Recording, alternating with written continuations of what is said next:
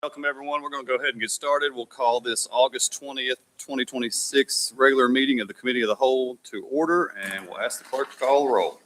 Councilmember Smith. Present. Councilmember Stallings. Present. Councilmember Marsh. Here. Councilmember Crabtree. Here. Councilmember Hughes. Present. Councilmember Martin. Here. Councilmember Sumner. Here. Councilmember Meek. Here. Councilmember Bogard. Present. Councilmember Velez. Here. Councilmember Bell. Here. Councilmember Drought. Here. We have a quorum. All right, if you're able, please stand for the pledge. I pledge allegiance to the flag of the United States of America and to the republic for which it stands, one nation, under God, indivisible, with liberty and justice for all. All right, item 4, approval of our minutes from July 23rd, 2026 regular meeting. Motion. A motion and a second. Is there any further discussion on that? Oh, okay. All right. All those in favor say aye. Aye. Any opposed? All right, that passes. Item 5, administrative matters. We'll go to item 5A, Hopkinsville Electric System. Mr. Jeff Hurd. Good afternoon. Thank you, Hello, City good Council. afternoon to you. I know you have a full agenda, but I do thank you for the opportunity to come here tonight. Main focus tonight is just kind of sharing some information about the characteristics and system details about Hopkinsville Electric System and some possible opportunities that we have, and just making sure that have a full understanding of all the information that's out there, at least related to our electric grid and some information that's come up recently about data centers. So just had a handful of points that I wanted to make, and I'd also hopefully had opportunity to look over some information that I'd sent via email earlier. So wanted to give you a little bit of advanced information so that way you had a chance to think about that. If you have any questions, then do our best to answer those. But as General Manager of Hopkinsville Electric System and EnergyNet, my duty is just to provide safe, reliable, and economical electric service to the customers of our electric system. I'm really not here to promote data centers. I'm really here to speak for the residences and businesses in Hopkinsville who depend on HES for their electric needs. HES has a defined electric service territory that's set by state statute, and we cannot change those, which limits our growth opportunities. And so that's something we've always dealt with. This is not something new. Any annexations of property within the city limits remain in Penarol Electric service area. So we still have the same number of customers today as we had several decades ago. HES is, I would like to state that we are in a strong financial shape, which allows our rates to rank as the 13th lowest out of 45 distributors within the state of Kentucky. However, like many other local power companies, HES faces the challenges of substantial maintenance costs of materials, poles, insulators, transformers, all those things fall under that heading, as well as system upgrades. In the utility world, is similar to many other, whether it's water and sewer, a lot of infrastructure it takes to maintain our system. Conversely, electric sales are expected to be flat or minimum customer growth over the next few years. To avoid future rate increases passed on to our customers, HES is constantly looking for additional revenue to offset these costs. Roughly 3 years ago, HES had the opportunity to serve a crypto mining facility near our Holland substation with excess capacity that we had due to some loss of commercial businesses on the north side of Hopkinsville. The North Campbell Land Company paid 100% of the construction cost up front, which was over $300,000. Additionally, their power contract allows HES to take them offline during power grid emergency situations that would jeopardize our system and our residential and business customers. With TVA's approval, NCLC is under a 15 megawatt contract currently, and their usage accounts for about 3.1% of our current HES revenues, which help us to avoid a rate increase, which I'm proud to say we're working on our second consecutive year without a rate increase. NCLC is now requesting to convert their existing Bitcoin operation to an AI computing facility and also develop a separate 50 megawatt site and agree to pay 100% of the infrastructure cost. TVA is our federal regulator of all our rates and provides 100% of our electric usage and capacity needs that's under our wholesale power contract that we've had with them since probably since 1942, when the city first created Hopkinsville Electric System. HES, with TVA's approval, can provide the necessary capacity to serve this data center without affecting the reliability or redundancy of our service to our existing 13,000 customers. They would also be responsible for the cost of replacing an aging substation that's near a floodplain, which would save our customers an estimated $10 million. As a locally owned electric municipality, HES fully supports the creation of zoning ordinance to have guidelines and safeguards for data centers to protect our community. Being in the electric field, we're always cognizant of having rules and regulations. That's been part of our DNA for years, to make sure that we're safeguarding the environment as well as providing essential service. HES had several meetings with CDS, and we have submitted a revised zoning ordinance to CDS's original version, which addresses setbacks, closed-loop water systems, noise limits, self-generation restrictions, without creating an ordinance which bans data centers within HES's service area. We're still in active discussions with CDS to find common ground on the ordinance, and hope to see the city adopt a final ordinance that allows data centers with the proper safeguards in place. In summary, technology-based loads are a good fit for municipal utilities such as HES, due to the available underutilized transformer capacity, and can fund needed electric infrastructure projects, which save the citizens of Hopkinsville from future rate increases, as well as provide other economic benefits to our community. So also had shared that document. I really didn't want to reiterate those points, but if there's any questions or concerns related to our electric grid or our facilities or our future plans, strategic plans, I just want to have this opportunity to open it up and make sure this information was shared, because not every data center is created equally. 50 megawatt and a 15, those are large loads to Hopkinsville Electric System, but not comparatively speaking to the scale that you see in other parts of the state across our nation. So we wanted to make sure this is a fit for our system. For several years, this is probably back 5 years ago, was our first inquiries that we had. And the majority of those we did not feel were good fits for our electric grid and did not have a good track record.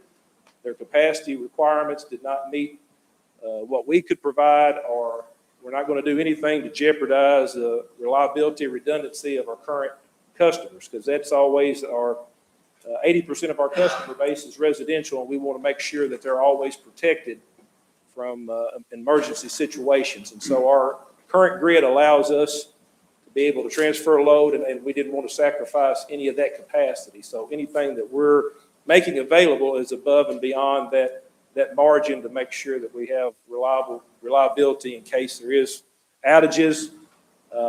They're actually part of a TVA flexibility program that allows them, even under economic conditions, to curtail their load. So they're under requirements that no other HES customers currently participate in. And so wanted to make sure to kind of give a little clarity on where we're at and some of the challenges that we face, being we have a smaller service area, and industrial parks and those are actually in the cooperative. It might not be known to everyone, but as areas are annexed into the city, they're still under the cooperative service area. And so we're limited from landmass standpoint. The kitchen foods, the Ascend Elements, those type of projects, larger ones, there's not availability within our system. So these technology type loads have a smaller footprint and look more for reliability and redundancy that we can provide without needing a large amount of land, and still can be a good revenue producer. So every utility looks a little bit different. We pattern Pennyrile in some ways. We're all under TVA. TVA is currently working on rate schedules and guardrails herself, and so there are federal regulator. So any contract that we, any load above 5 megawatt has to have their stamp of approval, and they have to guarantee that they have capacity as well as we have capacity, because it takes both components of that, not only within our distribution system, but also on TVA's generation and transmission grid. And so We've already received permission for both of these loads that TVA has guaranteed that they've got capacity available for that, or in the process of finishing up some construction projects. So wanted to make sure we had that in place before we entertain any thoughts of additional loads, that make sure that we had the capacity to serve them, and TVA was being our all requirements provider, that they could back and supply our needs. So with that, I'll just kind of open it up. Mr. Martin. Any questions? Yes, sir. I've got a couple questions, Jeff. If this data center goes through, when would be the earliest that could possibly start? Well, it's a two-part project. Mhm. One would be the 15 megawatt load that they already have. So that's a project that would be a transitional one. And so that we already have the substation and the distribution facilities already there.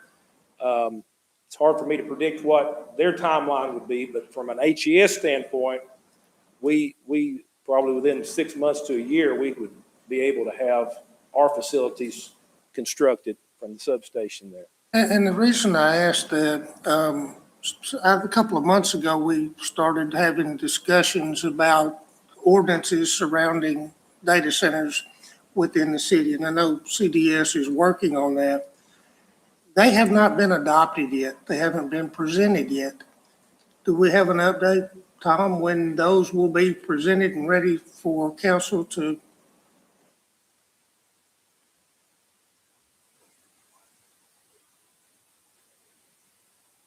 Yes, sir. We had our first public hearing back in July, and I think we had about 75 to 100 folks in attendance. We had about 20 speakers, both pro, both con. We've got it on our agenda for this month. What I anticipate, Councilmember Crabtree, is we'll authorize a second public hearing and then probably make a recommendation to council within the next 60 days. That's the best guess I have. The HES draft that Jeff referenced, we posted on the website, so that's out there, as well as drafts that CDS has worked on, as well as literature that we've collected as part of this discussion. So pros and cons to data centers. CDS is committed to striking the appropriate balance to provide the opportunity as well as protecting residents when we have a data center to locate in close proximity to. Okay. So one thing I just wanted to be clear, once you present, your board adopts the ordinance. What we will do is we will provide a recommendation with draft text or recommended text to the council. Okay. At that point, council will consider it, deliberate it, and make a decision whether to go forward. If you decide to go forward, it's 2 readings and publication, and at that point, it becomes part of the Hopkinsville zoning code. And then if we've done our due diligence, that should be enough. If we haven't and we need to make a recommendation to change something, that would need to go back to your board? Well, it depends. The council obviously has the ability to hold their own public hearing on Sure. the issue and make findings. When we do a text amendment, it's important that it's based on findings of fact and conclusions of law. So there has to be a record to support what is being adopted by council. Okay. What we're doing on the CDS end, we're building that record. We're holding the public hearings. We're collecting the information. So when it comes to council, you'll have the transcripts of those public hearings and all of that documentation that we've collected. So as you deliberate, you'll have that information to make a decision. One thing I think that would be a good idea, if you all have done it or haven't done it, would be looking at the potential setbacks. We have done that extensively. We have looked at variations for industrial districts as well as our B4. Right, but what I would like to hear or like to see done is I would like, if it is 100 feet, 500 feet, whatever those setbacks are, I would like to have a time period study at 100 feet, 500 feet, whatever, of the audio. In other words, what's the high and the low and the average decibels measured from those 2 distances, or the distances for the data centers? That way we would really know Yes, sir. And one of the things we're looking very closely at is the noise component to data centers because of the cooling fans that have to go along with that. Data centers produce a tremendous amount of heat. You have the cooling component to it that does generate noise, and that's one of the nuisances or potential nuisances. In saying that, every data center is a little bit different from the standpoint of how those servers are stacked, how those fans are placed, et cetera.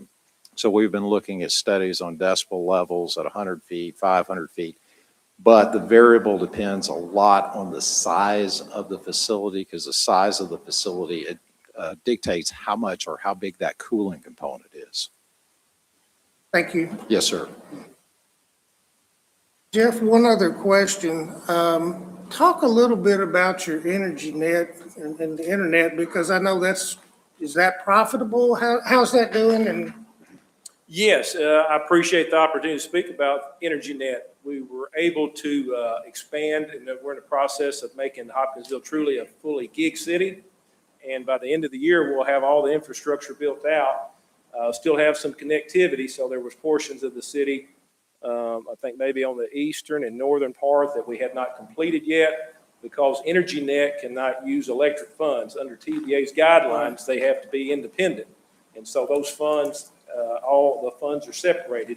And so EnergyNet has to operate independently. And so as EnergyNet has grown and become more profitable, then we use those funds to expand to the rest of the city. So that is our mission, and we're on course by the end of the year that anyone within the city limits, any electric customer can also be an EnergyNet customer as well. but you're landlocked as far as electricity goes. The EnergyNet, you're not. Is that correct? That's absolutely the case. That's a good point. We're bound by territorial laws on the electric side, electric division on the broadband. Then it's based on whatever resources and opportunities that you have. Of course, we've tried to take advantage of that by working with Pittsburgh Electric. We have a very good relationship with them. Sure. So they own the infrastructure through their 7-county service area. We provide the technical service, we light up their fiber, the customer billing, and all the interaction on the billing side is taken care of by EnergyNet. Thank you. We're actually at almost nearly 16,000 total customers with that. So, and just a little clarity on I'm not advocating for data centers. It's more based on opportunities for additional revenue. And so I want to make sure that we have guardrails in just as well. I've been a resident here for many, many years, all my adult life. And so that's always foremost to us to make sure that any customer that comes in here, that they're going to be a good partner with the community. And so we want to make sure that they meet it. And so we do have a good track record now for 3 years of this customer paying their bills and meeting all electrical requirements and abiding by TVA's guidelines as well. So not everyone out there has done that. So now that we've felt like we've got a confidence level with them, then it gives the opportunity to move forward if they meet all the requirements. So, our concern was just making sure that any zoning ordinance did not fall under the consumption, their megawatt consumption. But we feel like we already have a regulator. Tennessee Valley Authority already tells us what our capabilities are, and so anything above and beyond that is basically duplicating that regulation. Question I have, without the Bitcoin mining deal, would you have had to come to us within the past 3 years and ask for a rate increase? Well, I'll answer that in two ways. One, TVA is not only our power regulator, but they're also our rates regulator. So TVA would have to approve it. I would present it to the city, but actually TVA would have to approve that. It's hard to say if we'd had to make that up somewhere else, but we would have had to make up 3% somewhere else. And our history is it's been rate increases is one of our only revenue generating products. So we would always try, and we have tried from an efficiency standpoint. We've been able to do some things, but there is a limit. So the best way I can answer it is looking ahead. We're in strong financial condition right now, but if you look down the road, when you look at revenues being flat or decreasing and costs are increasing, All the economic numbers point that there's some point in time, sooner than later, that Like they'll pay for there's it. going to have to be, that pressure is going to create rate increases. So any additional revenue, and the other side of that is if another entity can pay for infrastructure costs. That's been, one of our largest costs is our substations. That's the heart and soul of our distribution system. You're looking at a $10 million price tag. And so for us to finance that, that's 20, 30, 40 years of additional cost added on the backs of our ratepayers as well. I had And that so- wrote down too. That was So my next question. if that is assumed by someone else, that is another, that's maybe a larger savings than just the revenue, because that takes care of a big cost. We spend millions of dollars every year on infrastructure, whether it's poles, wire, all those things, and that cost, unfortunately, since COVID, is dramatically increased like it has for every other business. We're not the only ones affected by that. Next question. Let's say we get both of these, we get the expansion and the new center. Is it safe to say you won't have to come back to us anytime soon? I do not know anywhere else on our system that we would have capability to serve additional load, because that limit, that matches our electric footprint and still allows us margin to serve the rest of our customers. So it'd be very difficult for us to have additional sites. It wouldn't be like multiple Dollar General stores coming in. It's going to be, these are occasionally type loads. And TVA's already given their blessing on both of these. On both of correct? those. Yes, sir. Well, we already have a current contract for the crypto facility. It's just changing the process. It would already, but they have approved the 50 megawatt load as well, that they would supply that, and it's just a matter of what in-service date. And if we get into an issue where a load issue, they're the first ones that goes offline, correct? That's correct. That's how we've And got it it in happens. there. That's in their It contract. happens currently Right. with the bit mining. Right. They're currently under, whether it's economic or emergency situation, in either case, we have a 100% ability they're on their own dedicated line. So sometimes that's a challenge with other individual customers, that it's hard to just de-energize the line and pick out certain particular customers.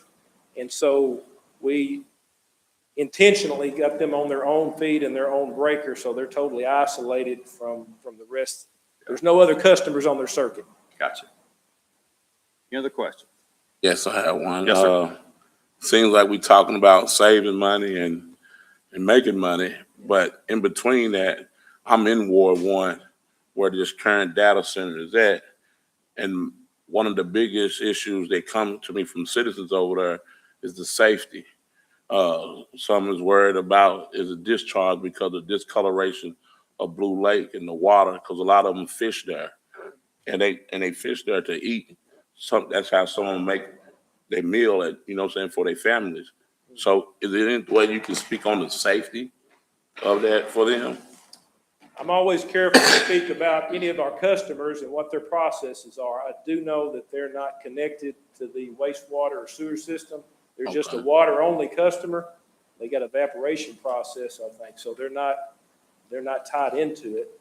Don't want to happen to have HWEA here tonight, and I don't want to put Melissa on the spot, but I'm going to anyway. She got up, so she's on. She got up. I brought my Blue Lake packet. Perfect. Actually, I'm glad we have the opportunity to address this today. We had some complaints and some questions from the health department. And so the quarry is not used for drinking water source at all. It's consisted of the discharge of the processed water from our plant, consisting of filter backwash, water, and clarifier residuals to Blue Lake. So that's what the customers, I think, that went out there curious about bit mining saw that, and there is some sediment buildup, but that is not dangerous. It's not in any way used for our drinking water, and that's authorized by our Kentucky permit to discharge to that with our water treatment plant. But on August 13th, the Kentucky Division of Water investigated a complaint alleging a film on the quarry surface and contamination from the Bitcoin mining activity. The inspector observed treatment solids associated with our permitting discharge, but found no film, sheen, foam, no unusual odors. Nothing abnormal about the water's color or clarity. Several live fish, no dead fish, no evidence that Blue Lake has been contaminated. So we have that final report. We're happy to share that. They took pictures. So if you all need that, you can have that. But I would need to do my due diligence to let you know that it is private property. It is no trespassing. And so we do not allow fishing at that location. I think he meant used to, like, Used to, like, used to. long time ago. They used to, allegedly. Like last week, maybe. Yes, a long time ago. Yeah, yeah, yeah. Wow. Thank you. I'm far from an expert on the data center, so like I said, I'm not here to be a salesman for them. Yeah. And I want to make sure that the safeguards in place, and I know one of the issues is having a closed loop water system. You know, I feel like the data centers that have the most freedom and the opportunity to take advantage of the communities are the ones that self-generate. And so there's actually an advantage when they're controlled by the grid, which is HES, Penarol, TVA, because we control the valves, the spigot that allows them to have service. And so they are not free to add on and grow and expand like a self-generation plant would be. I know to the west of us in Paducah, that is on a different scale than what we're talking about. It's the difference between Disneyland and the water park. And so they're building possibly their own nuclear facility. So they're an entity unto themselves, where if this prospect said we'd like to grow or have additional load, it has to go through HES's requirements, capacity requirements, and then ultimately TVA would have to approve on that well. So you have more safeguards in place when they're controlled by the local utilities versus a self-entity that says, I'll just build my own generation and I'll do what I want to do. Any other questions? Yeah, real quick, Jeff. So I know, talking about the noise aspect, we'll start there for a minute. I'm sure council knows, but just so, you know, noise ordinance isn't something new to the city. We have decimal readings that we used to take, and the ordinance, I assume, is still on the books.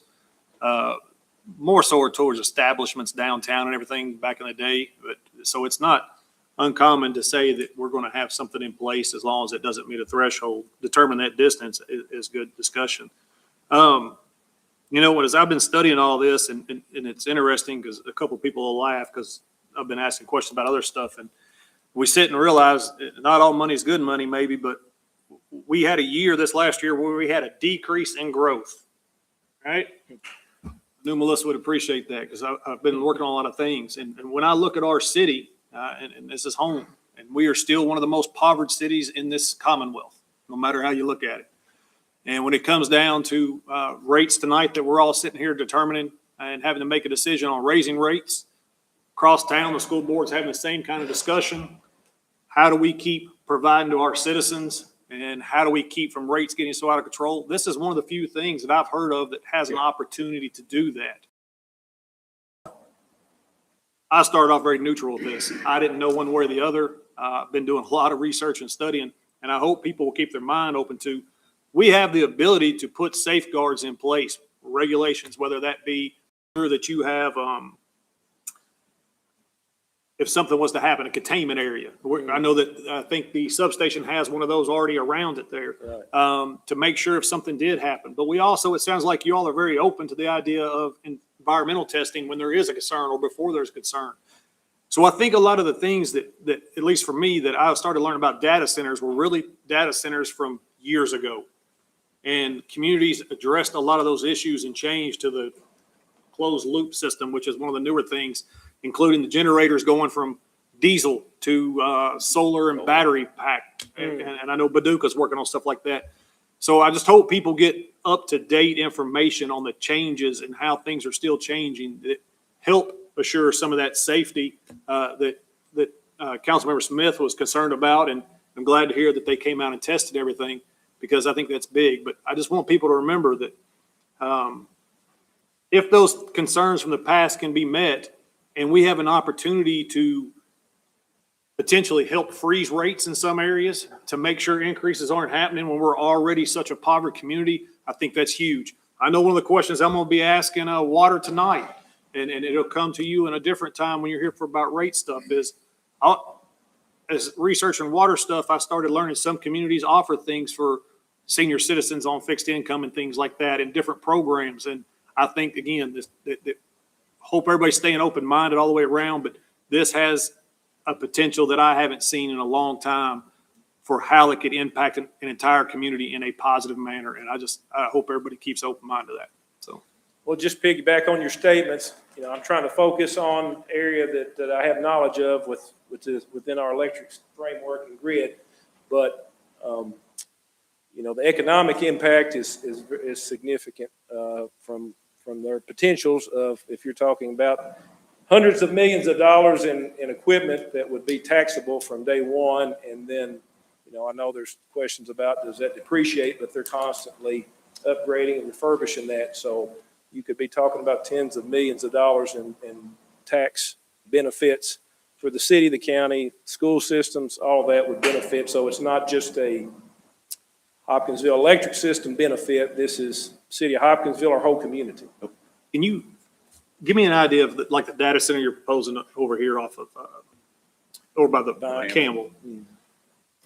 How much energy it would use versus, say, the old Superior Graphite, which is ExxonMobil now? Right, it's How do those ExxonMobil. two facilities, how would they compare in energy? Is that fair to ask? Yeah, that's a good question. The crypto load ranges between 10 to 15 megawatts, and our current contract with ExxonMobil, they're going through this transition, so most of my information be based on their ownership under Superior Graphite. So they have a 21 megawatt contract that they've had for several years on there, and so they're probably at about 12 to 15 currently, and so it probably compares favorably. Load-wise, it probably matches up, and of course Superior is our largest customer. And that facility has been here, I mean, ever since I can remember, under a different name, and it's 70s. never caused issues for load or anything, but it doesn't even have the limitations put in place like this center would, where we can't go over there and make them shut down. Correct? Back in 2006, 2007, they had done some additions, and their main power source need is those arc furnaces. And so when they come online, they can really absorb a lot of power instantaneously and pull the voltage down. And at that time, they were actually fed off one of our transmission lines out comes past Skyline substation. And it got to be such a nuisance or issue that we eventually, TVA constructed a new transmission line that they're currently on.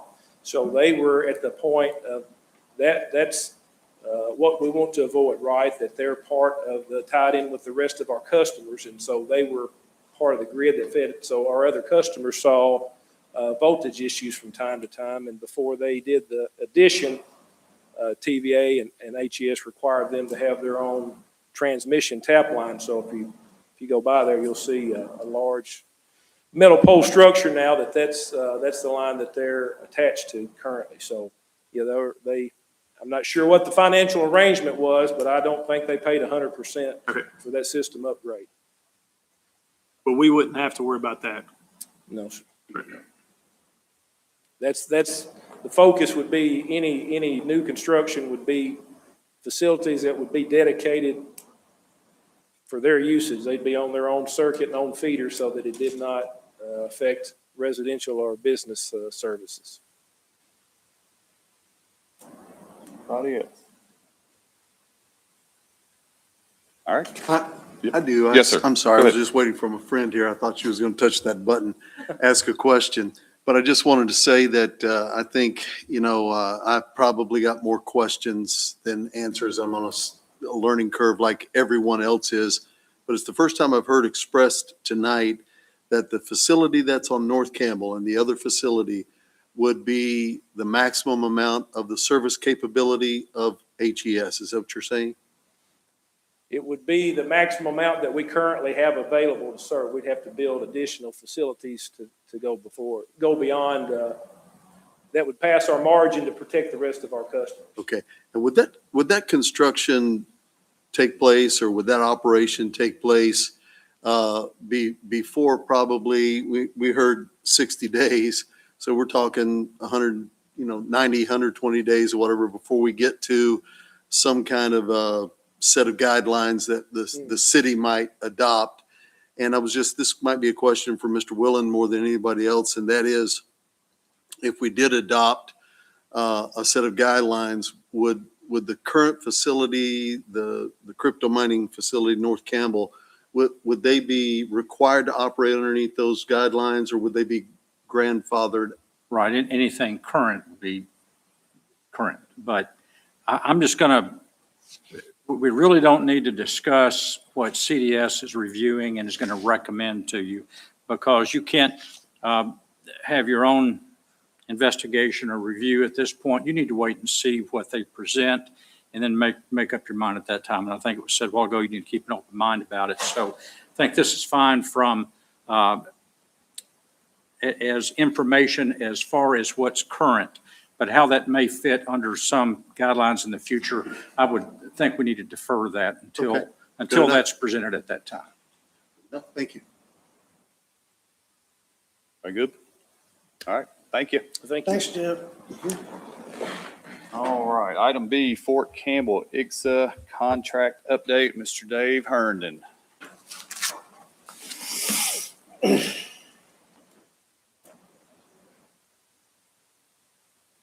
Good evening, everyone. I'll try to be brief. I know there's a lot on the agenda tonight. About a year ago, usually I come and talk, give you a update on our intergovernmental support agreements that we have with Fort Campbell. About a year ago, we had 3.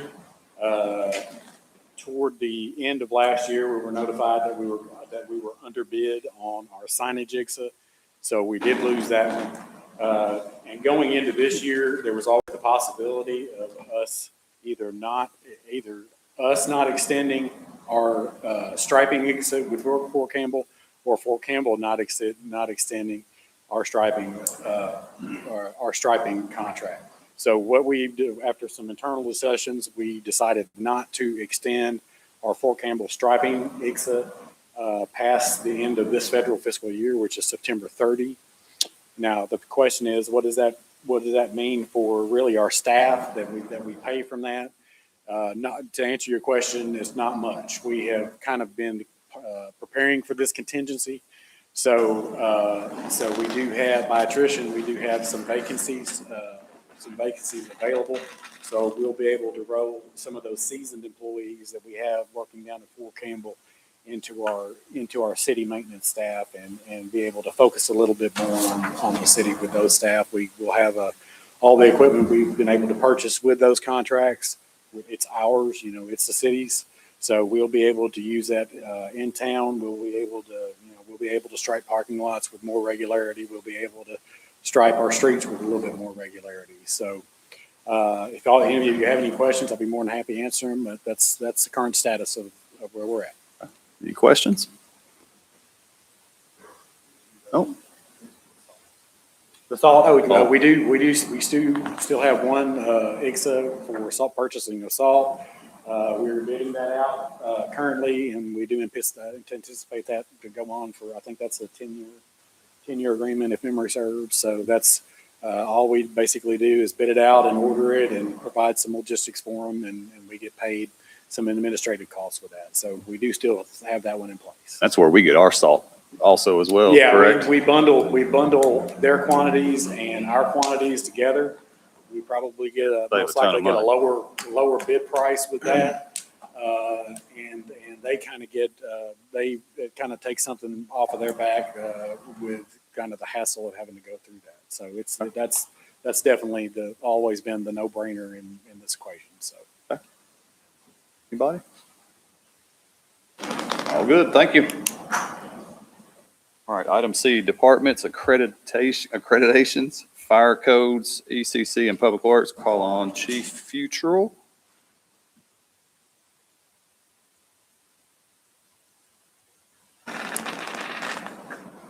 Good evening. Just real quick, Troy asked us to give the council an update on where we were as far as our accreditations go. as y'all know, our EMS is accredited. We're working for codes and fire. Fire is an animal to get accredited. We've put together a committee. We're working with a third-party company to help us get there. As far as our codes department, we have submitted for accreditation and waiting to hear back from them.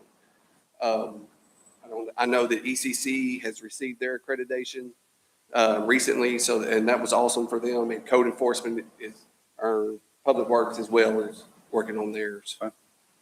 And any of us would be happy to answer any questions that you have. Questions? The council was going across the board with all departments. I don't know if other cities have done this in the state. That's our goal. All departments. Okay. Any questions, comments? Thank you. Item D, monthly agency board council appointee report, Ward 7. Nothing really new to report from economic development. We all are updated just the other night again, so there's nothing really new. Okay. Go into item 6, unfinished business, amend chapter 93 garbage, trash, and weeds. And we'll open this up for discussion. Are we calling on someone? I'll kick it off. I don't mind. Let's roll. So first, I want to start by acknowledging the unbelievable work that the board out there has been tasked with and working on, and the leadership and all out there. So I commend that, and they've helped me kind of learn along the way, even when we don't see completely eye to eye. And last meeting we had, we made a recommendation at first, I think, to accept their proposal with the rate increases and everything that they recommended. And then we sent it back to kind of discuss further. I met for a couple hours with them one day last week. I'll be quite honest, their rates equal about a $2 million increase in revenue. I disagreed and thought that was a little much. And I actually worked on a proposal and came up with some ideas, and it was a big difference. It's about $600,000. And I sat and spoke again for that 2-hour meeting with them, and they helped me see a little more clearly on some areas. Went back and spent the weekend kind of working on everything and doing my own figuring and everything. And I still had things that I see differently. And I know that I think Mr. Lynch is here as the board chair, and he can give you the feedback afterwards. But for me, I would be making a motion tonight to make some amendments. And I'll start off with the landfill. And that would be to start by removing the facility fee, leave the volume discounts, and phase the tonnage rate over 3 years. For the transfer station, it would leave the volume discount and phase the tonnage rate over 3 years. This does a couple things. And part of this, I would ask that in about April of 2027, that should allow about 6 full months of the new rate increase to be in place, the changes that they've made operationally, for us to have a good feel of what that looks like. So we'd ask them to come report to us at 6 months so we can gauge that to see how it's going. And then before the end of that year, to come back when we can get almost a full year report to see what did their operational changes make? What did the new revenue truly bring in? And then the council decide, do we go into phase 2 for that rate increase? Or do we believe that the changes that were made are impacting positively in the areas that they need? Capital equipment replacement, the expansion for the landfill. So that is where my mind went, and it phases out these increases throughout. You can see that, for example, I think it was going from a $40 to a $60 for the landfill rate for a ton. That's all at once, where I'm saying we phase it over 3 years. With the council having the ability to look at their financial situation, to see how it's changing, because some of that's unknown. We don't know where those new rates, how much the impact's going to be there. And everything is a projected forecast of an estimate of where we think we'll be. And Mr. Lynch by far is, and I've said it to him and I'll say it again, one of the most intelligent men I've ever had the pleasure to work for. And and it's okay that we disagree in some of the areas. But for me and for this council, and to be fair to the constituents at the same time, this is my recommendation for an amendment that I would like to make. Second the amendment. Motion and a second. Any further discussion on that? Yes, sir. So to be fair, it's not constituents, it's customers, because they are a service and the customers are buying the service and are paying for the things that they're getting. Wendell, if you don't mind coming to the microphone, I got one question for you, if you don't mind, sir. Now, to be fair and to be transparent, I'm also on the solid waste board. So I've heard a lot of things that maybe are relatively new to the rest of you. So my question for you, Wendell, and I know you and the board have really done a tremendous amount of work to getting to where your recommendations came from. And I know you worked with Melissa tirelessly. And I do believe you have had an opportunity to look at Councilman Sumner's recommendations, have you not? I have, yes. Okay. Based on what the board came up with and what you presented before and the changes that Councilman Sumner's making, what's your opinion of if we go with his versus what the board has recommended? Thank you, Councilman Crabtree, and thank you, Council and Mayor, for giving me an opportunity to be here. I did come prepared with some comments if called upon to do so. The recommended changes in the opinion of the board and mine also are not necessary. They are going to undercut our objectives for the enterprise. And let me explain a little bit. First of all, we are just caretakers. You own the landfill.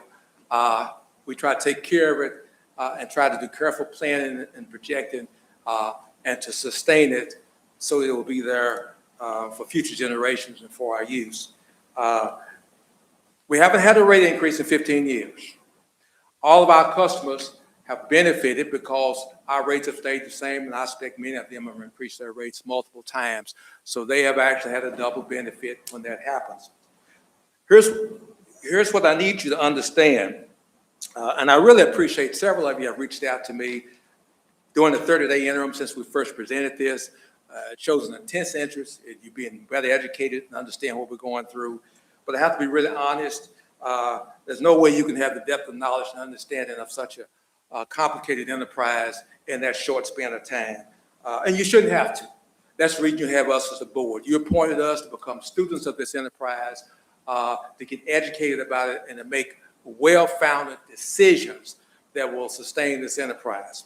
Now, the recommendation that results at almost $2 million, it's not for our operation. I told you when we came before you last month, we have cut, adjusted, realigned our operation, and our annual budget now will carry the operation.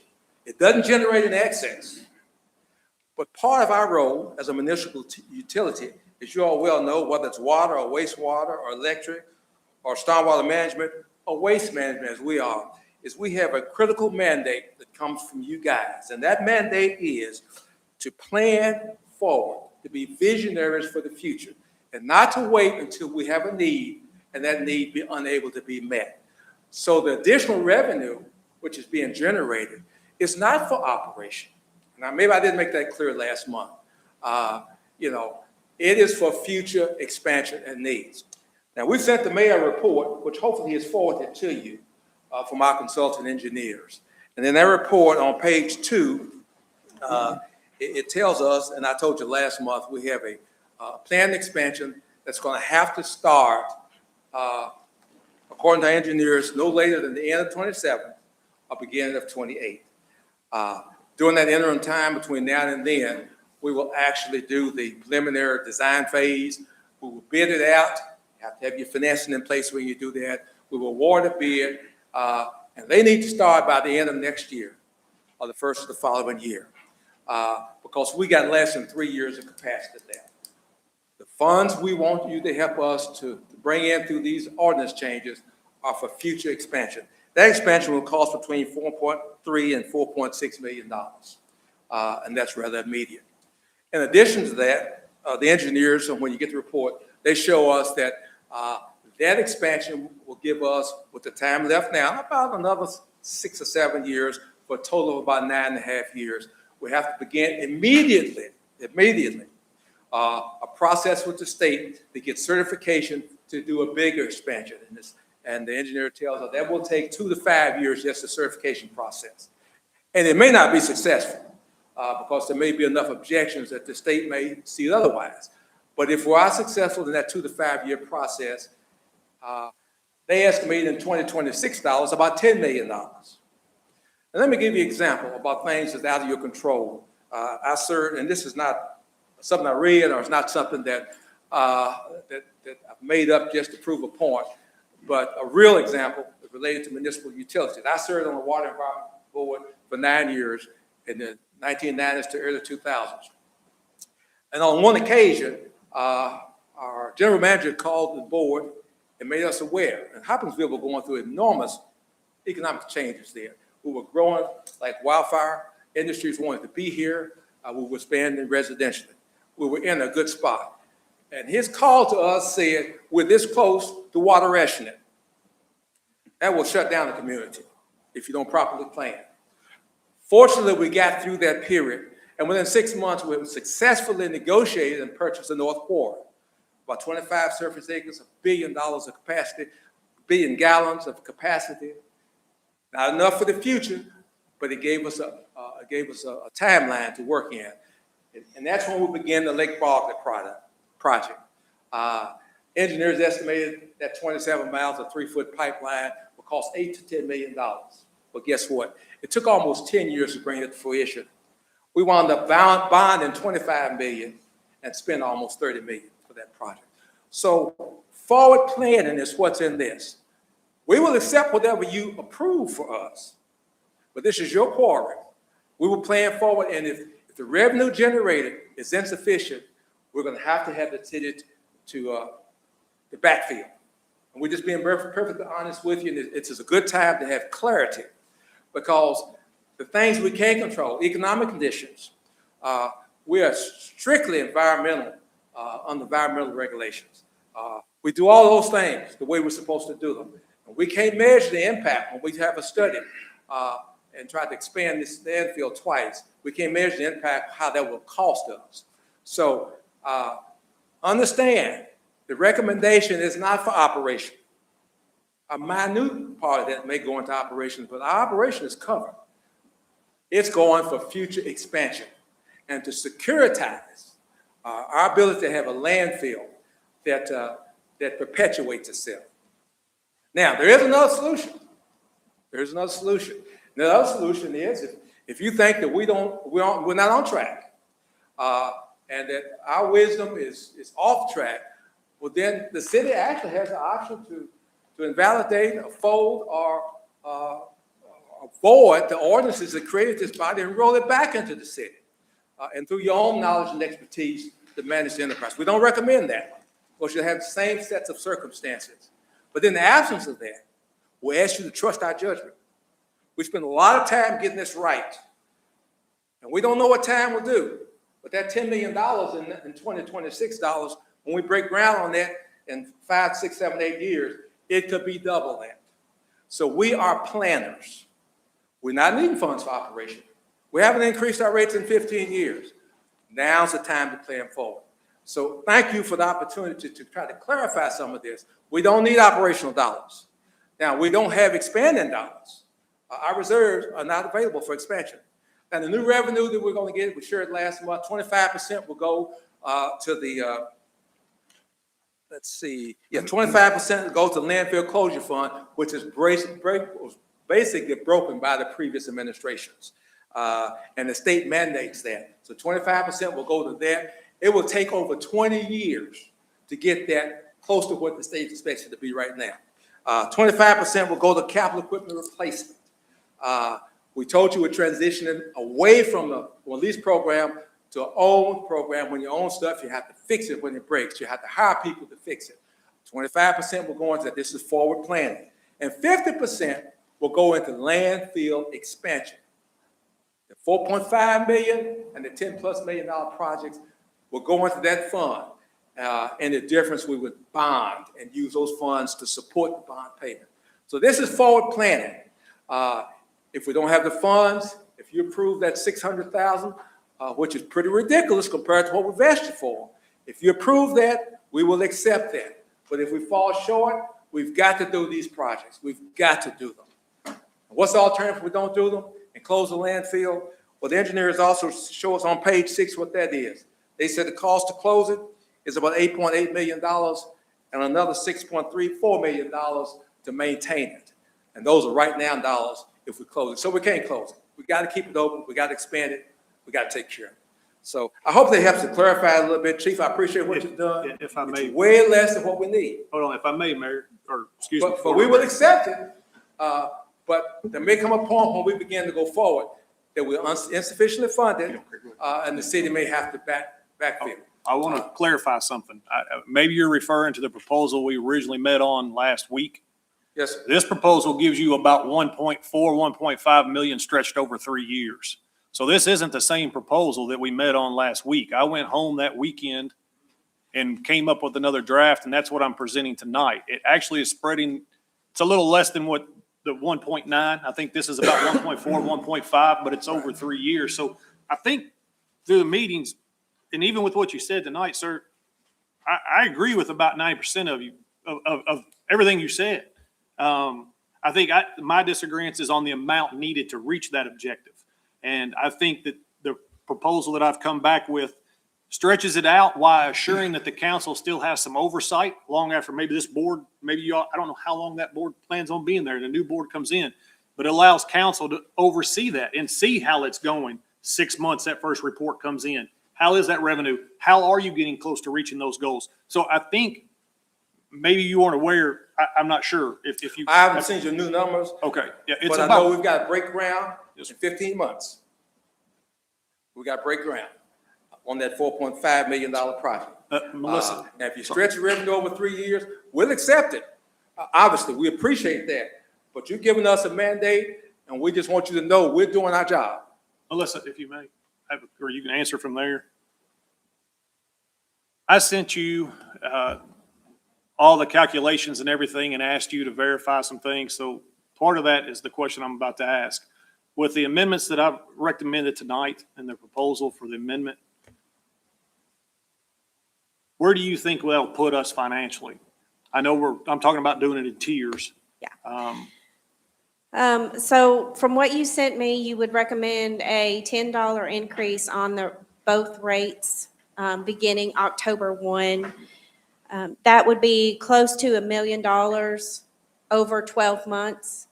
And then you would recommend another $5 beginning July 1 of 27, which would give them in next fiscal year $1.2 million, and then another $5 beginning July 1 of 28, which would give them $1.497 million that fiscal year. So it's about $500,000 short once you get through the 3 years of what they're asking now. Thank you. And Mr. Lynch, I wasn't aware that you weren't up to on the change. So Well, no one shared this with me. I haven't had time to digest it. But obviously, it's more than the 600,000 you originally projected. And as I said when I started, we'll accept whatever you approve. We just want you to understand how this operation works. These guys spend a lot of time remaking this organization and to streamline it. We really not asking you for operational dollars. Typically, we do that. But we have managed our operation where if we continue to deliver the service we're delivering, we're going to cover that. Really, the funds we need are for future and to expand and maintain that landfill. This will help a lot more than 600,000. And, I appreciate your effort to that. The board's recommendation still is that you approve what we suggested to you, because we put a lot of study into that, and that really will help us meet our objectives. We'll take whatever you give us. Any other questions? Be glad to answer. So just for clarification, you're asking for expansion cost? Yeah, primarily that's what it is. The expansion cost and also the cost of transitioning from a lease program to own program, because there will be additional costs, additional personnel for that. And we've allocated some of the money to go into equipment replacement reserve. How many acres do we have in the landfill now before we have to expand? I'm gonna let our expert talk about that.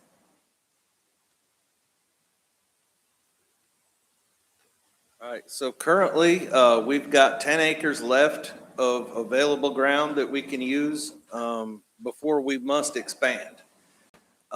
After that, we've got lots of ground out there, but it's not permitted by the state. So that'll have to go through a 2 to 5 year, assessment to be able to go and permit that ground. And, we're getting a lot of neighbors out there now. A lot of people are moving in, a lot of new houses, and I think there's even a subdivision that's proposed that's going to back up to us.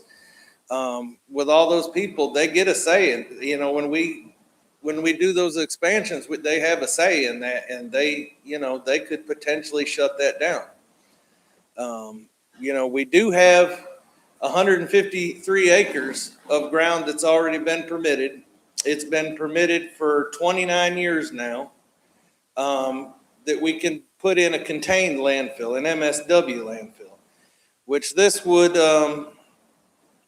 be able to handle the C, D, and D and the residual that we've already got, but it would also allow us to take MSW, which currently we're trucking off to other facilities now to dispose of. So we have options. We have lots of options out there. And the engineers, I believe they said, correct me if I'm wrong, Wendell, I think it was 47 years at our current trash flow right now. Now, obviously, I'm sure we'll expand in that amount of time and that number will go down a little bit, but we've got quite a nice safety net right now as far as ground that we can work with. We just have to put the money into it to go and develop it.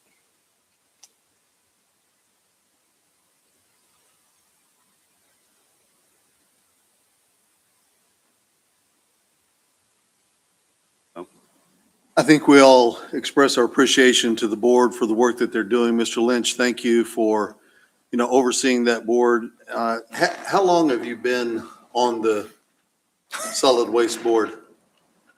A little over 2 years. 2 years, okay. Thank you. Thank you for your work. It's been done in that time.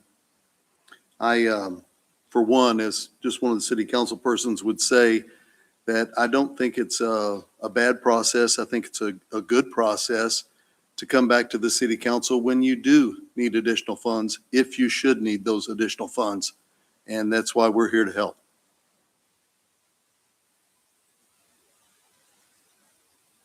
Questions, comments? Thank you very much. Thank you. I would like to say one thing, though.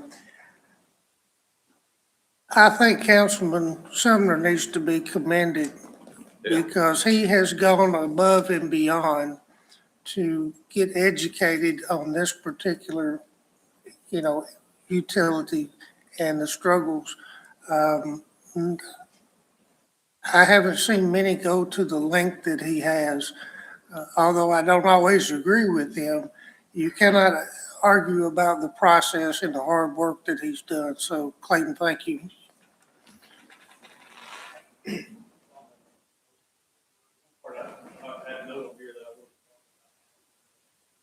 And is, if we approve the revenue comes in, as Mr. Ray said. I also want to put a clause in there to assure that any money that goes into the landfill expansion, they cannot spend it without coming back to this council, because one of the whole objectives is to assure the future.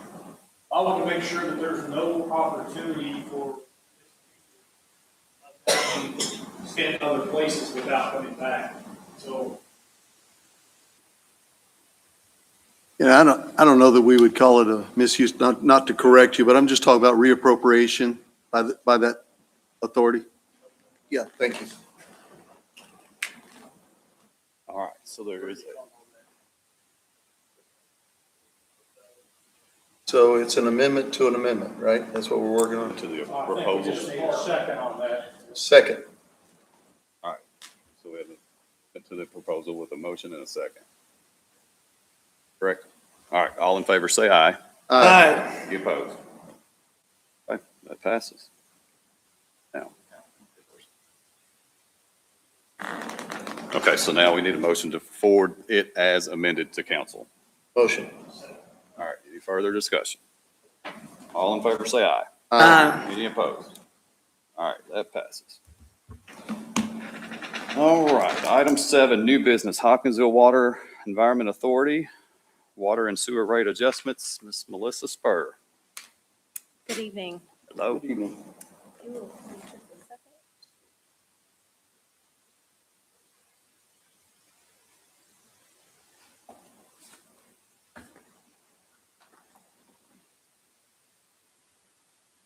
Good evening. Thank you, City Council, Mayor Knight. Thank you for giving us the opportunity to be here tonight and share our proposal. I'm here on behalf of Hopkinsville Water Environment Authority Board of Commissioners to present HWEA's proposed water and sewer rate plan with the related amendments to Chapter 51 and 53. I recognize that asking our customers to pay more for an essential service is significant, and we do not take that lightly.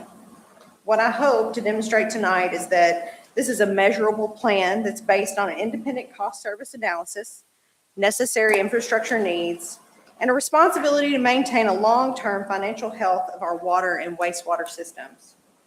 Just as importantly, I want to show you that we have done what we have done internally to lessen the impact on our customers and what HWEA is doing internally to control cost.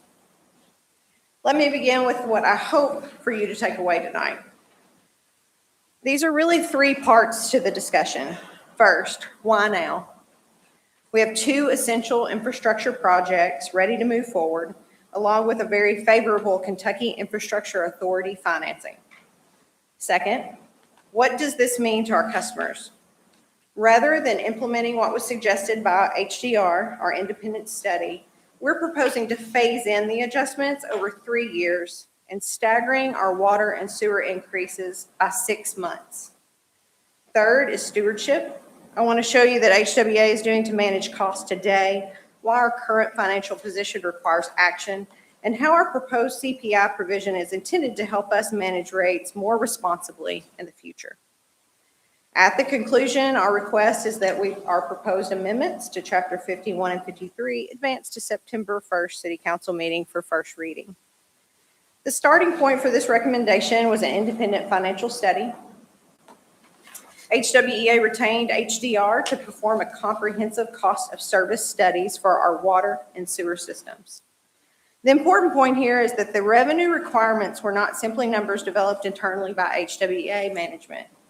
HDR identified approximately $2.1 million in additional annual water revenue need and approximately $2.83 million in additional annual sewer revenue need.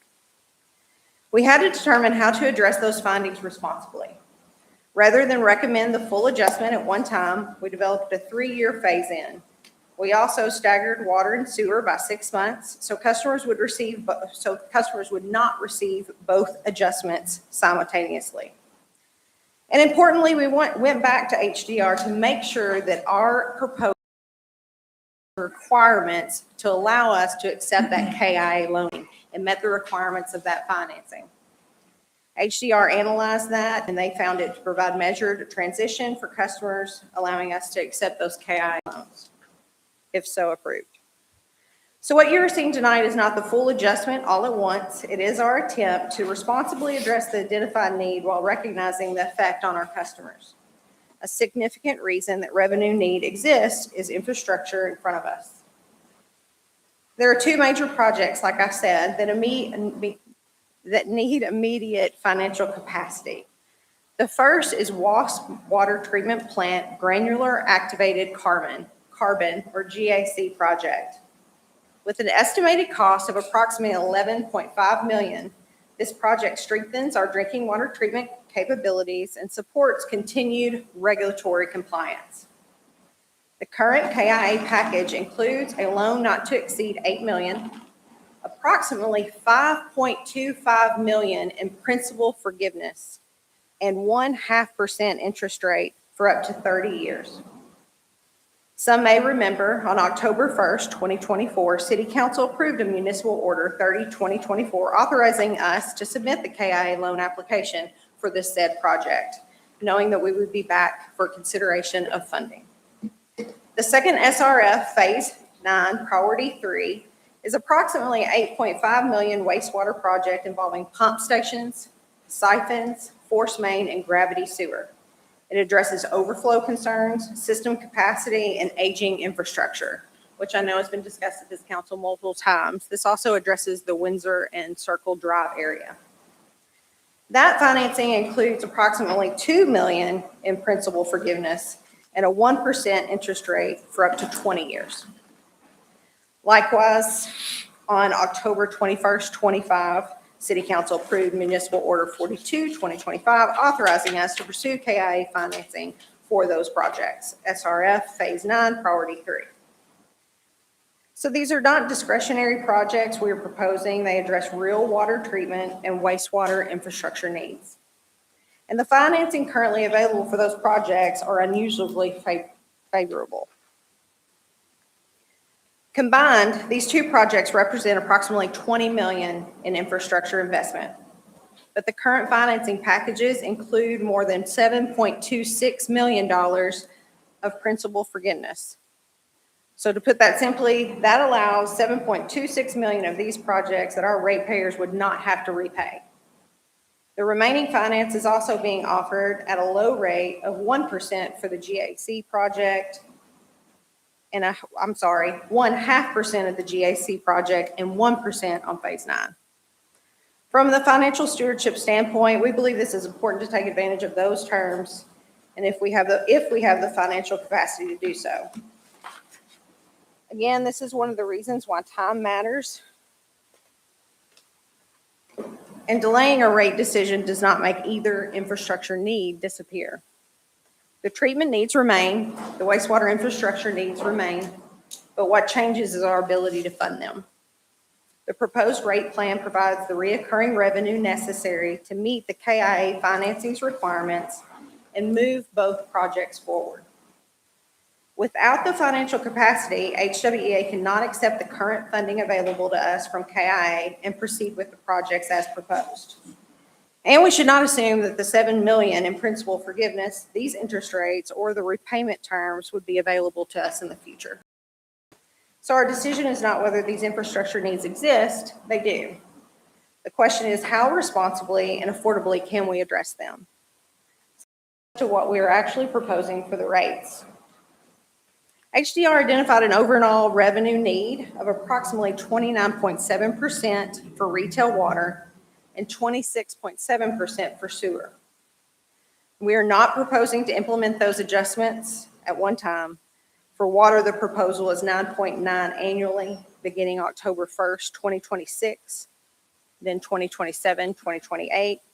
For sewer, the proposal is 8.9% annually, April 1st, 2027, and continuing in April 28 and April 2029. That 6-month stagger, again, is intentional. That prevents our customers from receiving a water and a sewer adjustment at the same time. But percentages don't tell the full story, and we wanted to make sure that we were being completely transparent. The slide uses an average residential customer. So an average user for us, residential customer, it uses approximately 3,740 gallons of water. The first water adjustment in October of 2026 would add approximately $2.15 to their bill. 6 months later, the first sewer adjustment would add approximately $3.60 per month. You can see how the remaining adjustments alternate every 6 months through April of 2029. We also want to be transparent about the cumulative amount. Today, that representative customers' combined HWEA water and sewer bill is approximately $62 a month. After all 6 adjustments are fully implemented, it would be approximately $80.85. So that cumulative difference is approximately $18.85 per month. That is meaningful to a household budget. We recognize that, and that is precisely why we chose to phase and stagger the adjustments in our proposal. I also want to put that representative average customer example into context. So this is actually my household bill. Contrary to belief, all HWA employees that are customers with us, we pay our bills. We get in big trouble if we don't. And so I wanted to show this. I'm slightly above the average user of HWA residential. I'm a household of 5, and this particular bill reflects usage approximately of 4,264 gallons. So our consumption is, again, higher than that average user that we usually see. Our water charge currently on our bill, as you can see, is $24.80. And sewer was $45.88 for a combined HWEA water and sewer charge of $70.68. I include this bill because I think it's helpful to see these numbers like this on a real bill. I also want to point out that something can be understandably create confusion for our customers when we talk about rate increases. HWEA's bill includes other charges and are not HWEA water and sewer revenue. The proposed increase impacts WA water and SW sewer, not what your total net due. So when we talk about percentages, it's important to know that that percentage is not increasing my net bill of $114.54. As council knows, we bill sanitation and stormwater for respective local services, which we remit daily. We also collect the pilot that is remitted quarterly to the city of Hopkinsville, and we collect the utility tax that is remitted monthly to the state of Kentucky. So when customers look at their total invoice, the entire amount is not HWEA water and sewer revenue. One question we have heard, and one that we think is entirely appropriate, is before asking customers for more, what is HWEA doing to control cost? To provide just a few examples, we're asking ourselves that same question internally. Where can we save, compete, defer, and work smarter? One example is we bid out our commercial insurance through competitive procurement.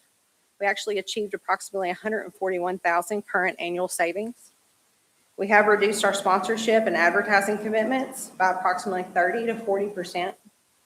We continue to competitively bid our reoccurring purchases.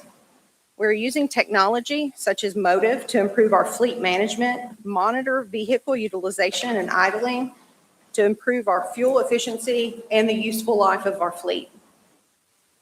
We're reviewing vacancies before filling positions based on numbers, as in service hours to our communities and our maintenance of our infrastructure. We're investing in technology and in-house capabilities, including our automatic meter reading system and current in place pipe PP sewer rehabilitation that can improve efficiency and extend the infrastructure life. We will continue looking for savings, but there is an important distinction. Efficiency and cost control help maximize every ratepayer dollar. They don't create the reoccurring revenue found needed to accept the KIA funding.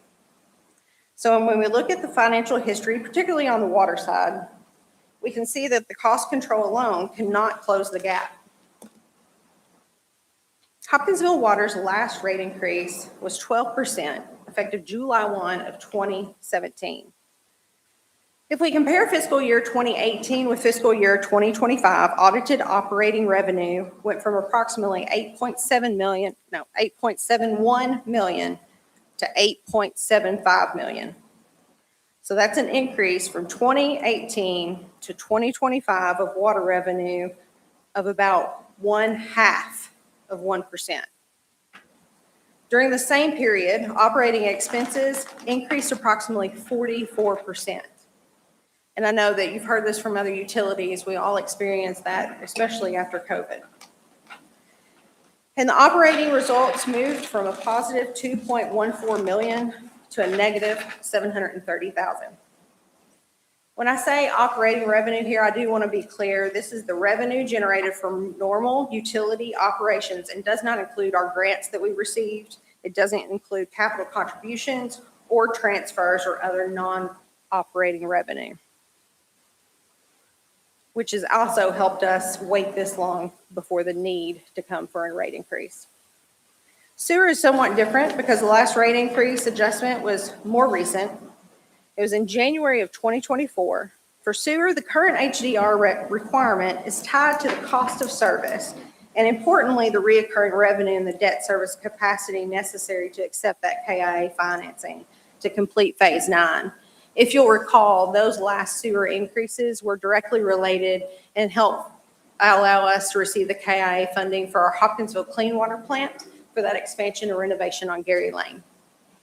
So I don't want to suggest that water and sewer have identical financial circumstances. They do not, but HDR's independent analysis identified the revenue requirement for both systems. There's another operating reality that affects utility revenue. Even Jeff from HES spoke on this earlier briefly. Utility revenue is also affected by consumption. From 2024 to 2025, water delivered to the system declined approximately 2.53 billion gallons to 2.46 billion gallons, or about 2.8%. Our average daily demand declined from approximately 6.91 million gallons per day to 6.74 million, about 2.5%. I'm not presenting 1 year as a long-term trend, but I do want to point out simply that the consumption can change from year to year, and when consumption declines, our revenue declines. With that, our treatment plants still operate. Our pump stations still operate. Our employees still maintain the system. We still have to repair mains, maintain equipment, and meet regulatory requirements. In other words, revenue can fluctuate with the consumption, while the cost of maintaining our safe and reliable utility system does not. The operating reality is also part of why we are proposing a more disciplined approach to the rate maintenance over a 3-year plan. I want to spend a few moments to talk about the CPI provision, because I think it is important to be very clear about what it does and what it does not do. It is not an automatic 5%. The provision would not begin until July after the proposed 3-year phase-in. It would use the applicable Bureau of Labor Statistics Water and Sewer Maintenance CPI. Only a positive change could be considered. Index was 0 or negative, there would be no CPI adjustment considered or under the proposed language.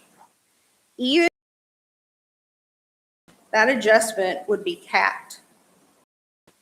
And most importantly, any adjustment would require review and approval by the HWEA Board of Commissioners. It is not automatic. It would also not be automatic or considered for both at the same time. It would allow to be considered for water and sewer, deemed on what the demand was and what the financial position. We also looked at other Kentucky communities that use CPI-related utility provisions, including Ashland and Paris. You should have one-page handout showing the last 10 years of specific BLS water and sewage maintenance CPI referenced in the proposed ordinance. I provided that for a history so you can see the actual index experience rather than assume a 5% adjustment every year. Over the last 10-year period, 9 of the 10 annual changes within the index were below 5%.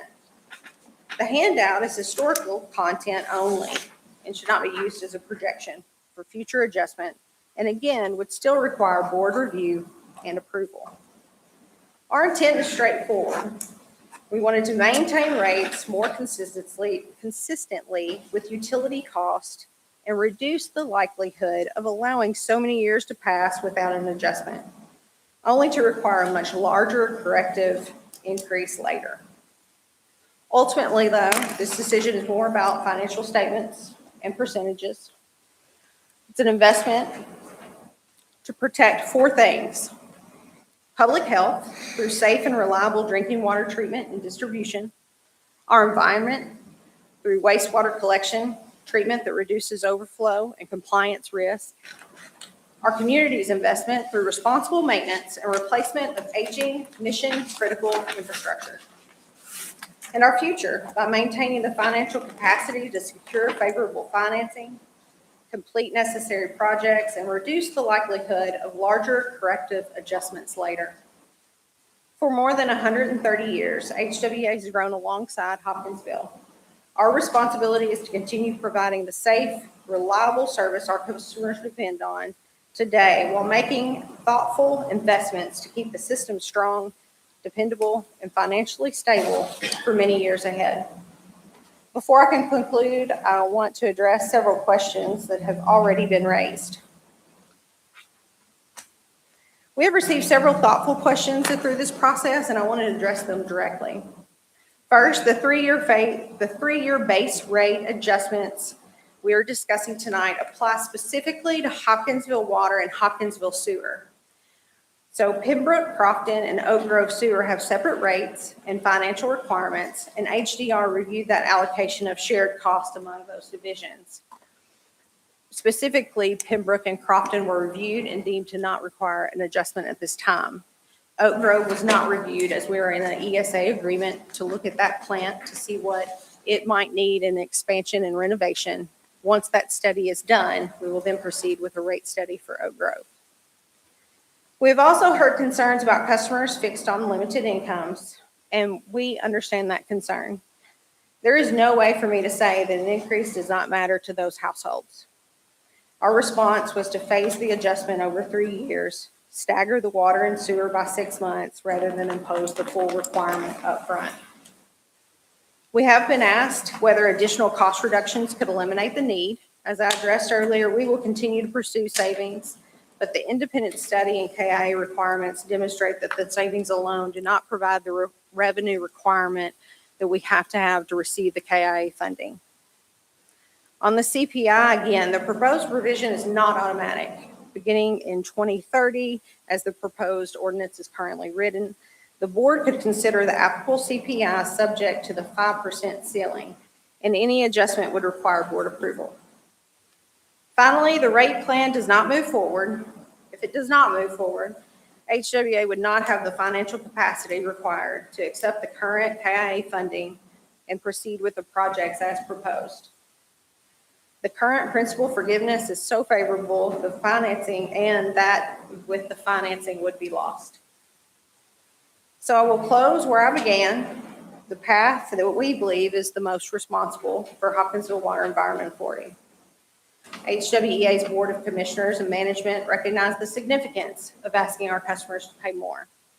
But we also have a responsibility to maintain safe and reliable water and wastewater systems, meet our regulatory demands, and maintain the financial health of the utility and make prudent use of opportunities that can save our ratepayers money.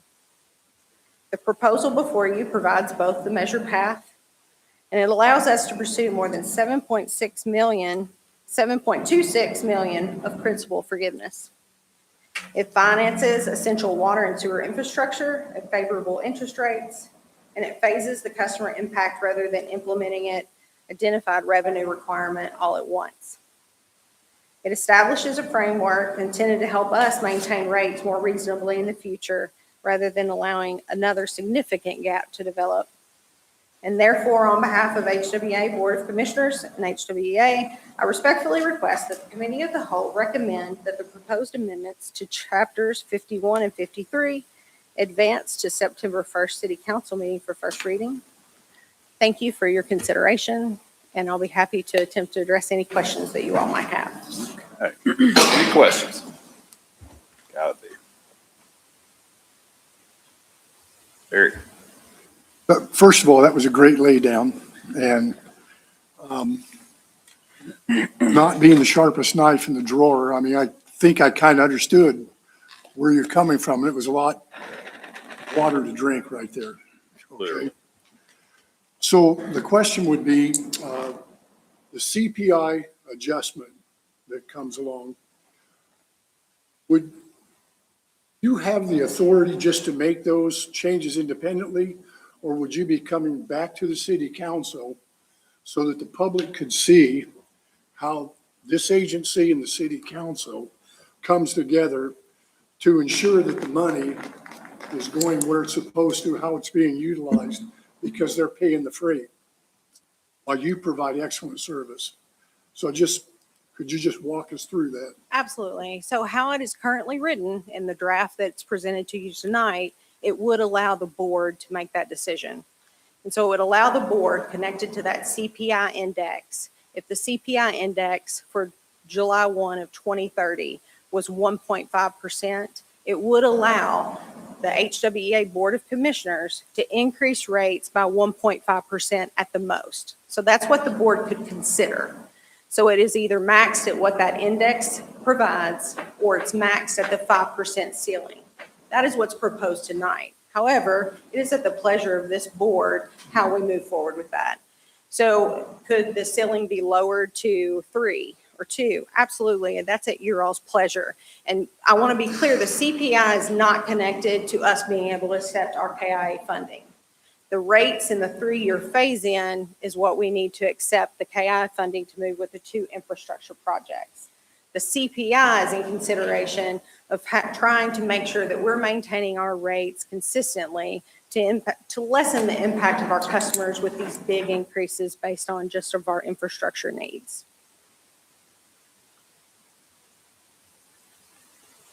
Yes, sir. So I've got a couple of comments.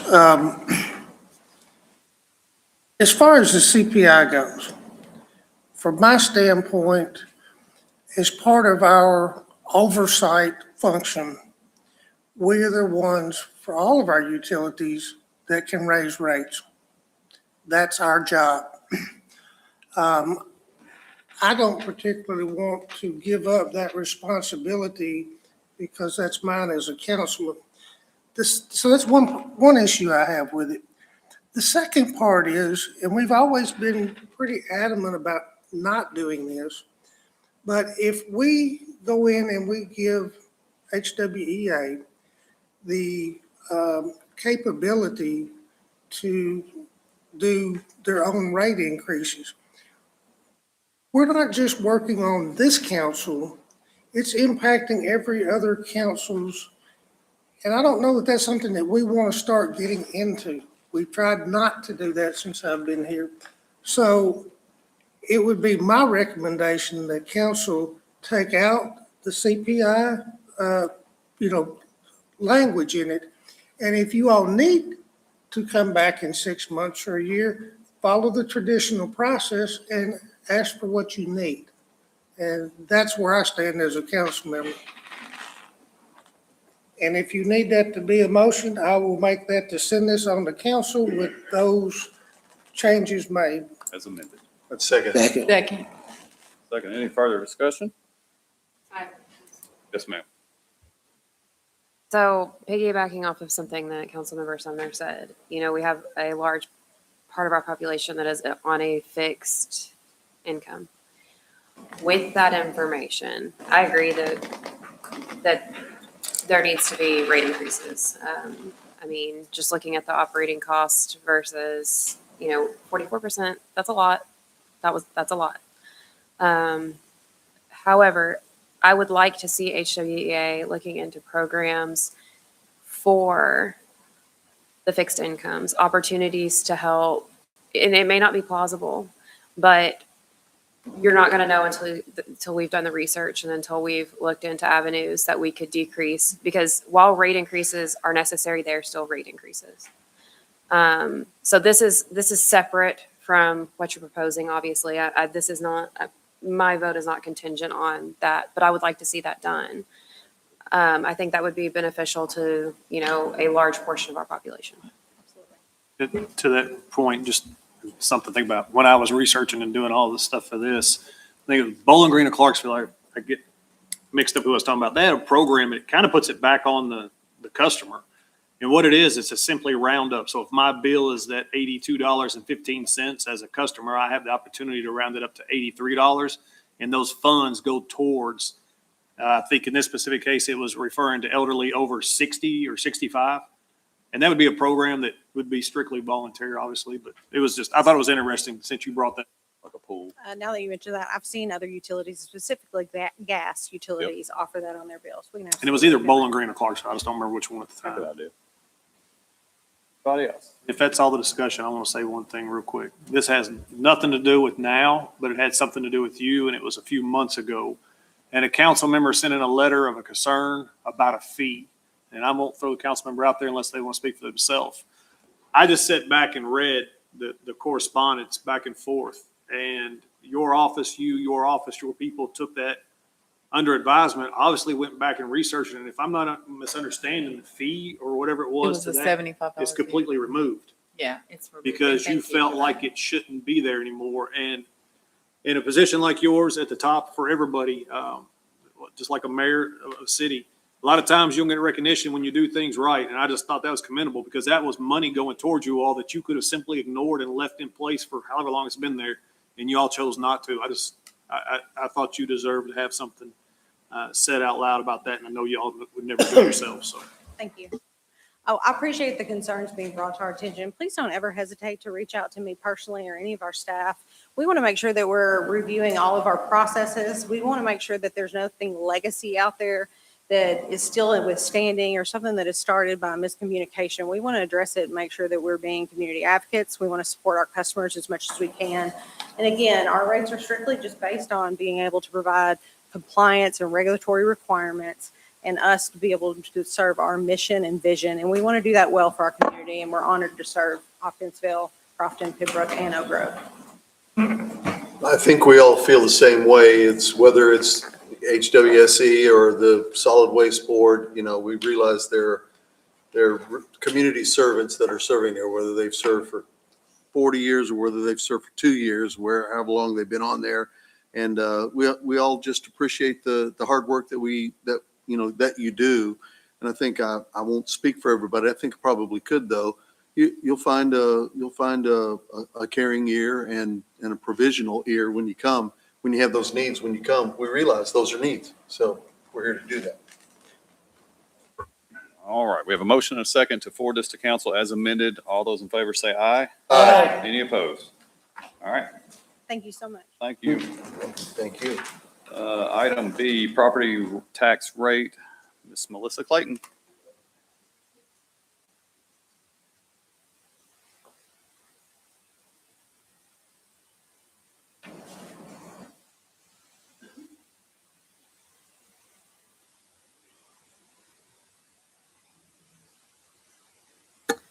All right, so in your packet, you have a memo from me addressing the 2026 property tax rates. So for the first time since I've been CFO, we actually have a decrease in property values in the city. So I'm going to focus on the 2025 rate assessments versus the 2026. So if you look at 2025, our assessments were $2,630,000,000. And in 2026, they are $2,592,000,000. So assessments have decreased by almost $38 million. You might ask, why did the assessments in the city go down? And I really can't answer that.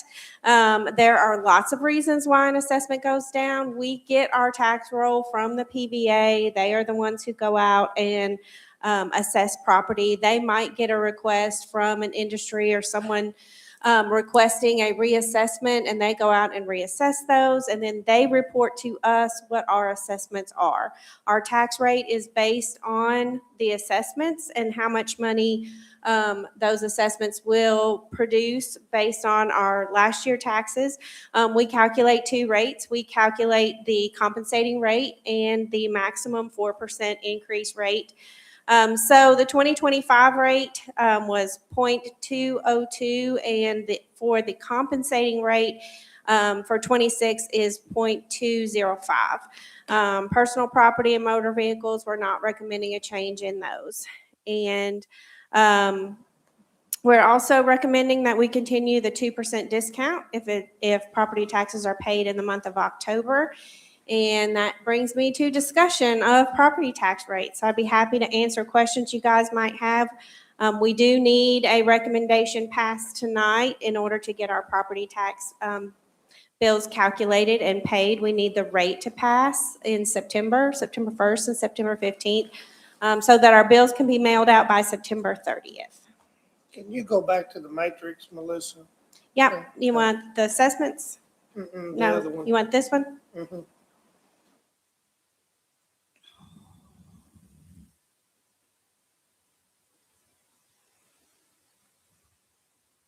What is your recommendation again?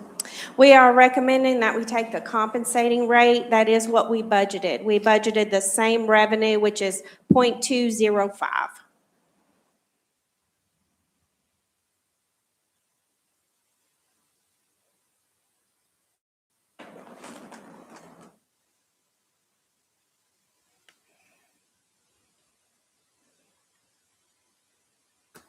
Any discussion? Yeah, I think based on the current tax rate, if we left the current tax rate right where it is, did not have a raise in that tax rate, what would the consequences be to the city's budget? Well, we wouldn't make budget on our property taxes, number one, because we did budget the same amount of revenue for this year that we had last year. So we would not have the same amount of revenue if you pass a lower rate, we don't take the compensating rate. Can we go back to the matrix and leave How it there, much? please? Yes. Thank you. You know what that difference is? 30, I can calculate real quick, 30. hold on. 32 million, 30, 38 million, 28 million? We need the screen before.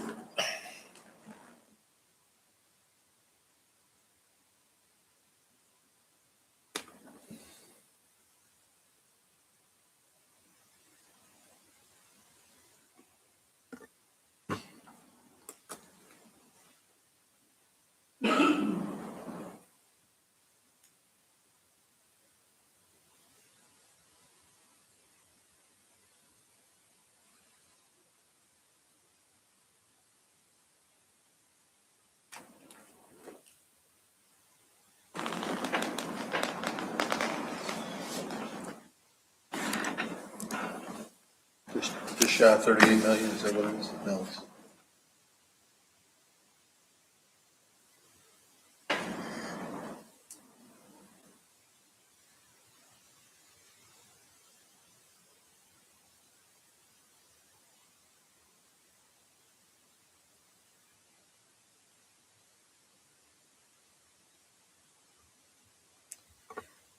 Okay, I've calculated it a couple of ways.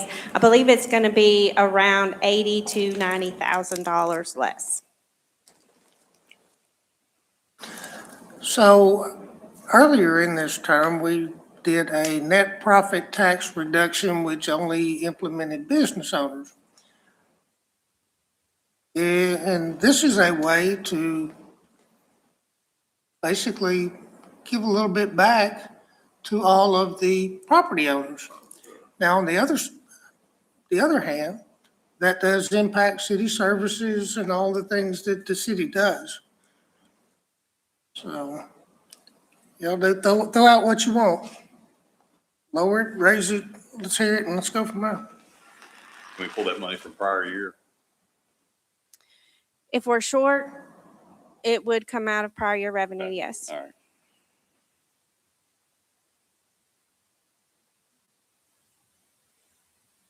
They leave it alone, but Make a motion, we send on to council a proposal to leave the tax rate the same as it was last year.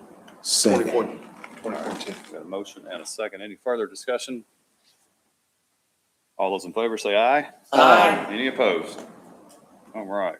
Thank you. Item C, mid-block crosswalk South O'Neill Avenue request. Mr. Herndon, you're up again. Got the short straw. Yes, sir. Very quickly, if you've driven down West 7th Street, you've seen that Second Baptist Church has some construction going on. And some of you may or may not be familiar that South Kentucky has been closed right there. So you don't have that north-south traffic, through traffic that you have right there. With that construction, they've got some construction fencing on that side. Some of their parishioners have had to move the parking over to the other side of South O'Neill. Okay, so you do have that through traffic on South O'Neill. That's still an open street. The concern there is obviously the safety for their congregation crossing there. So they have put out a request to us to look at a mid-block crosswalk at that location between their parking lot on the east side of South O'Neill going over to the main campus of their church.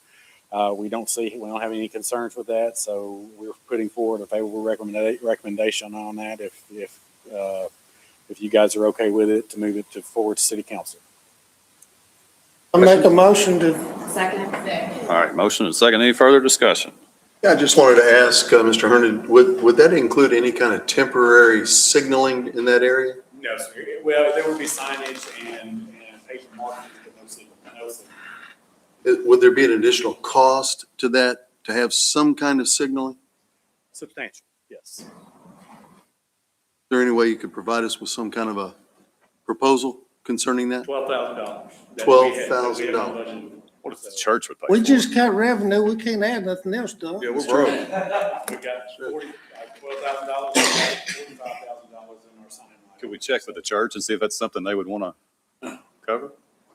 I wouldn't want to speak for the church, but Maybe not, but it's worth it. Yeah, of course, we don't want to speak for the Take one church, person but, to get hit. my main concern, I think all of our main concern is the safety of those folks crossing the street. Yeah. If we can reach out and go the extra mile to try to help keep them safe, that'd be a great way to do it, I Yeah. think. They say no, I'd they say like no. to see the proposal and certainly give the church the option to say whether or not they'd like At a to have. minimum, we'll put up, there's supplemental, basically pedestrian crossing ahead signage. Mhm. There's the actual pedestrian crossing sign.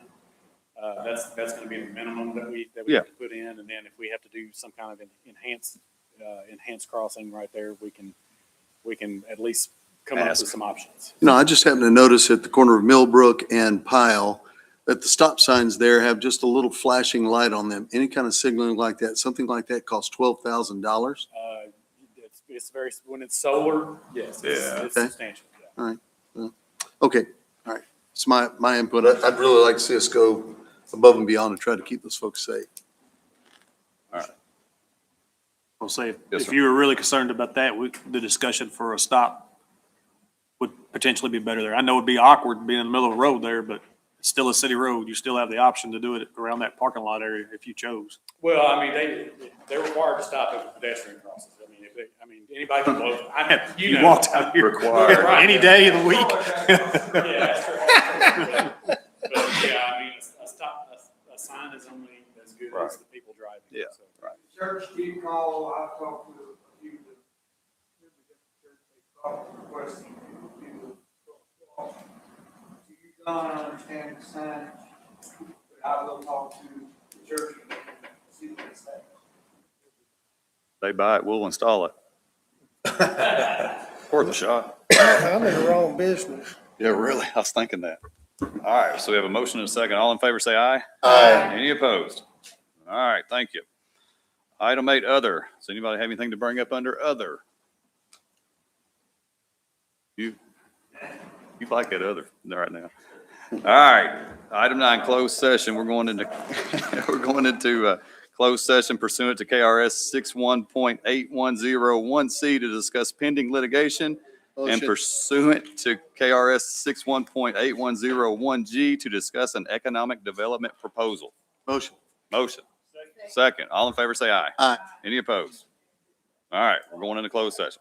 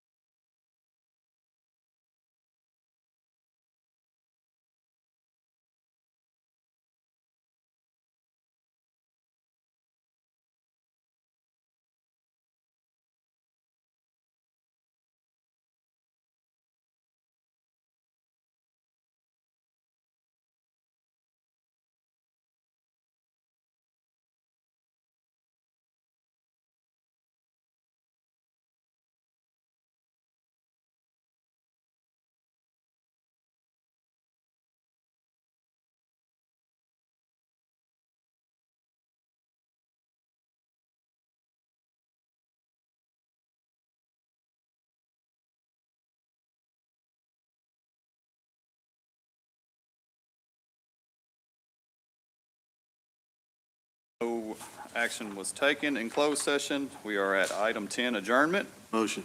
Motion and a second. All in favor say aye. Aye. Any opposed? You're adjourned. We're adjourned.